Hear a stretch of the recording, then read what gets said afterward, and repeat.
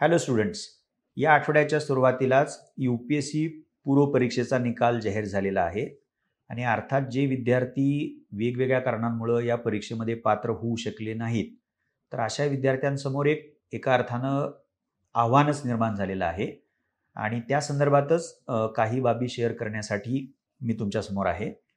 पहिली बाब आणि जी सगळ्यात महत्त्वाची, नितांत महत्त्वाची आहे, तुम्ही जो काही अभ्यास 1 वर्ष 2 वर्ष केला असेल आणि गेले 6 महिने किंवा 5 महिने पूर्वपरीक्षेला समोर ठेवून एक्सक्लुझिव्हली पूर्वपरीक्षेचा अभ्यास केला असणार, तर त्या अभ्यासामध्ये नेमकं काय झालं, कुठले कच्चे दुवे राहिले आणि प्रत्यक्ष एक्झाम हॉलमध्ये 2 तास जे आहेत, तर ते 2 तास तुमची काय मानसिकता होती, म्हणजे त्या 2 तासाच्या काळामध्ये तुमची काय मानसिकता होती, असं सगळं मूल्यमापन, म्हणजे एका बाजूला तुम्ही केलेल्या अभ्यासाचं मूल्यमापन, त्यासाठी वापरलेली मेथड आणि प्रत्यक्ष एक्झाम हॉलमधला तुमचा परफॉर्मन्स, ह्या बाबी सुरुवातीला अत्यंत क्रिटिकली तुम्ही करणं अपेक्षित आहे.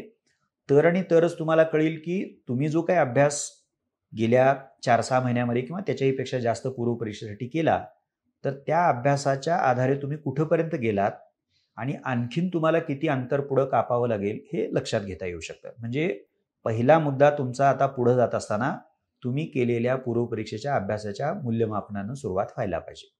मग जो दुसरा अर्थातच स्वाभाविक मुद्दा येतो की माझं प्लॅनिंग कसं असलं पाहिजे. तर मी थोडंसं उलटीकडनं सांगतो. पुढच्या मेमध्येच आपण पूर्वपरीक्षा असेल असं गृहीत धरून मे त्याच्या आधीचे 5 महिने, म्हणजे साधारणतः आपण असं म्हणूयात की 1 जानेवारी 2026 ते मे 2026 हा जो काही कालावधी असेल तो तुम्ही पूर्वपरीक्षेसाठी राखीव ठेवू शकता. आणि हा जो मूल्यमापनाचा पहिला मुद्दा आपण, म्हणजे तुम्ही जो हाती घ्याल आणि त्यातनं ज्या काही गोष्टी लक्षात येतील, तर त्याला लक्षात ठेवून तुम्ही 1 जानेवारी 26 ते मे पर्यंतचा पूर्वपरीक्षेचा अभ्यास तुम्ही आखाल. मग त्याच्या अलीकडे आपण यायला लागलो तर डिसेंबर एंड, म्हणजे 31 डिसेंबर 2025 ते उलटा आपण करूयात. आता जून आहे, म्हणजे आपण सोयीसाठी 15 जून असं गृहीत धरूयात. 15 जून ते 31 डिसेंबर त्यातले साधारणतः 15 ते 20 दिवस तुम्ही वगळू शकता एकंदर कालावधीतले. तर हा जो काही कालावधी तुम्हाला मिड जून ते डिसेंबर एंडपर्यंतचा मिळणार आहे, या कालावधीमध्ये तुम्ही इसेन्शियली म्हणजे नेसेसरीली मुख्य परीक्षेचाच अभ्यास करणं हे अपेक्षित आहे. आता अर्थात मुख्य परीक्षेची रचना तुम्हाला सगळ्यांना माहिती आहे. GS हा मोठा कॉम्पोनंट आहे, त्याच्यामध्ये 4 पेपर्स आहेत, त्याच्यामध्ये अनेक विषय आहेत. तुम्ही आत्तापर्यंत त्या विषयांचा अभ्यास किती केलेला आहे मुख्य परीक्षेला समोर ठेवून त्याचंही मूल्यमापन करा. किती अभ्यासक्रम अभ्यासाचा राहिलेला आहे तोही तुम्ही बघा आणि मग उरलेल्या अभ्यासक्रमाला कंप्लीट करण्यासाठी किती वेळ लागेल हेही तुम्ही निश्चित करू शकता. सो असं प्रत्येक पेपर, त्या प्रत्येक पेपरमधला विषय, त्यातला सेक्शन ते चॅप्टर वाईज तुम्ही डिटेल अशा प्रकारचं अनालिसिस करून त्या विषयासाठी किती कालावधी देऊ शकता हे तुम्ही निश्चित करू शकता. हीच बाब GSच्या 4ही पेपरला आणि दुसऱ्या बाजूला तुमच्या वैकल्पिक विषयाला तुम्हाला लागू करता येऊ शकते.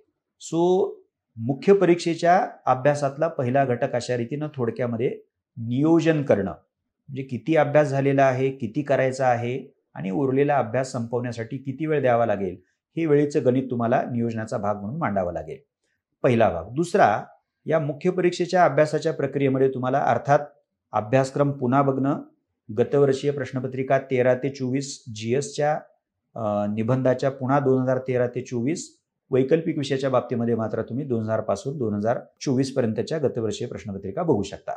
सो अभ्यासक्रम आणि प्रश्नपत्रिका या दोन्हीची सांधेजोड करून तुम्ही तुमच्या अभ्यासाची पद्धती ठरवू शकता. मग जो मुद्दा येतो तो अर्थात त्याची कल्पना तुम्हाला सर्वांना आहे, पण तो पुन्हा लक्षात घेणं गरजेचं आहे की सोर्सेस मी काय वापरणार आहे. NCERTची काही पुस्तकं तुम्हाला पुन्हा वाचावीशी वाटली तर ती जरूर वाचा. मुख्य परीक्षेसाठी देखील त्याचा उपयोग होतो. एक संदर्भ पुस्तक प्रत्येक विषयासाठी जे आहे ते तुम्ही जे निवडलेलं आहे ते पुन्हा पहा आणि नोट्स तुमच्या ह्या तीनही संदर्भातून किंवा स्त्रोतातून तुम्हाला तुमच्या मायक्रो नोट्स काहीही झाल्या तरी मुख्य परीक्षेच्या तयारीचा भाग म्हणून तयार करायचे आहेत.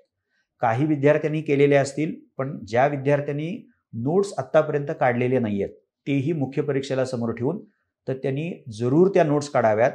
तुम्ही असंच गृहीत धरा की मुख्य परीक्षेच्या तयारीमध्ये नोट्स हा अटळ आणि अभिन्न अशा प्रकारचा भाग आहे आणि त्याचे फायदे खरं तर उघड आहेत. म्हणजे एक तर तुम्ही जे वाचताय त्यातले महत्त्वाचे मुद्दे आपल्याला बाजूला लिहून काढता यायला पाहिजेत, तो त्या प्रकरणाचा सार असतो.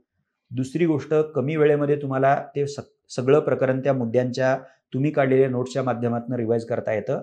आणि तिसरी जी गोष्ट आहे की जी पुढच्या एका मुद्द्याच्या बाबतीमध्ये महत्त्वाची बनते, उत्तर लेखन म्हणजे. सो तुम्हाला उत्तर चांगलं आणि नेमकं तेव्हाच लिहिता येईल जेव्हा तुम्ही वाचले चांगलं आणि त्या वाचलेल्या भागाला, प्रकरणाला, सोर्सला तुम्ही चांगल्या प्रकारे प्रोसेस केले. तर माझ्या मते प्रोसेस करणं म्हणजे नोट्स काढणं.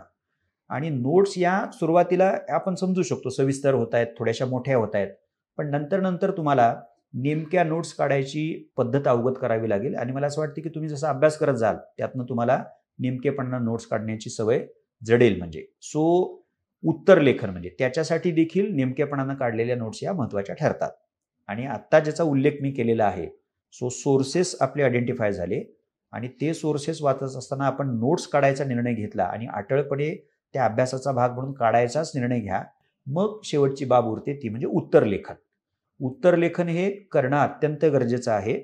जसा तुमचा अभ्यास पुढे जाईल तसा प्रत्येक प्रकरणावरती PYQs बघा, सराव चाचण्या बघा आणि त्यातून तुम्हाला जे महत्त्वाचे प्रश्न वाटतायत तर त्याची उत्तरं त्या प्रकरणाच्या अभ्यासाअंती तुम्ही लिहून बघितलं पाहिजेत. आणि ती लिहिलेली उत्तरं ॲसेस करून घ्या आणि जितकी जास्तीत जास्त क्रिटिकल असेसमेंट त्याची होईल ते पहा. आणि त्यातनं तुम्हाला जे काही समजेल फीडबॅकच्या माध्यमातून त्या प्रकाशामध्ये परत मग तुम्ही वाचनामध्ये काही सुधारणा कराव्या लागतील का, रिव्हिजनची पद्धत बदलावी लागेल का, लिखाणाची पद्धत तुम्हाला बदलावी लागेल का, आशयाच्या पातळीवरती दुरुस्त्या कराव्या लागतील, सुधारणा कराव्या लागतील का, की भाषा आणि अभिव्यक्ती या पातळीवरती सुधारणा कराव्या लागतील. सो फीडबॅक हा मुख्य परीक्षेच्या संदर्भामध्ये उत्तर जी लिहिताय त्या उत्तराच्या बाबतीमध्ये अत्यंत महत्त्वाचा आहे आणि त्या फीडबॅकला समोर ठेवूनच तुम्ही उत्तर लेखन हे चालू ठेवायला पाहिजे. सो अशा रीतीनं मिड जून ते डिसेंबर एंडपर्यंत तुम्ही मुख्य परीक्षेचं शेड्यूल करू शकता. आणि असं स्वतःला सांगा, हे थोडंसं चॅलेंजिंग आहे की दर पुढच्या आठवड्यामध्ये आपल्याला UPSCची मुख्य परीक्षा द्यायची आहे, लिहायची आहे.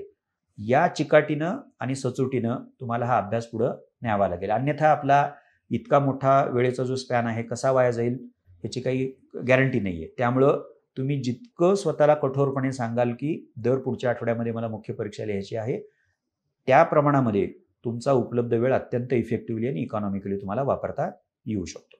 धन्यवाद.